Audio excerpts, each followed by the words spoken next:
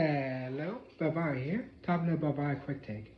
So let's talk a little bit about Stadia shutting down soon. If you don't know, Stadia was a more or less a game streaming service produced by Google. What the whole goal was to allow you to stream games straight to your browser using sort of their server. So a person didn't need to own their own sort of high-end computer in order to play a lot of these games. Now, them shutting down is sort of what a lot of people predicted early on.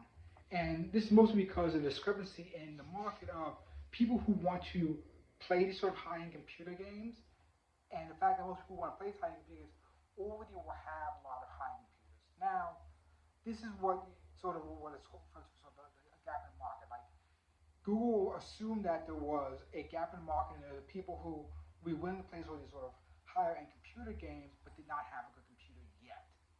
And so they created a service in order to fill that gap that they assume existed for players.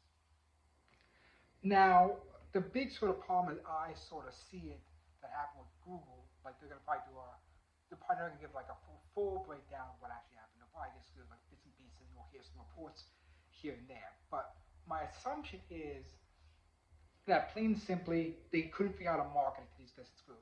They thought this group existed, this sort of mid-end market of people, but they couldn't figure out how to attract them to the service. The price point might have been too high. In fact, they were selling the games at full price still was not something that they could have done.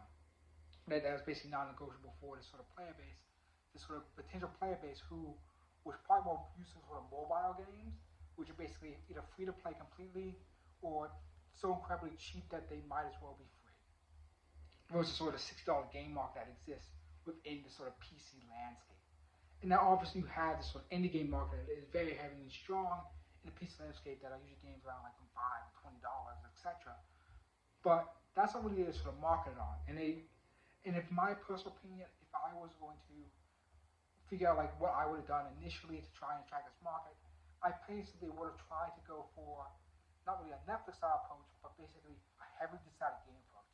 Where basically you as Stadia were taking those Google is taking some of those losses initially to attract users. So basically all new games that come out, $20 discount across the board, things of that nature. And sort of how you promote and advertise in that sort of manner in order to attract people because that market gap you really could not attract easy with the way that they were structuring things. And those are my thoughts. Thank you very much. Have a good day.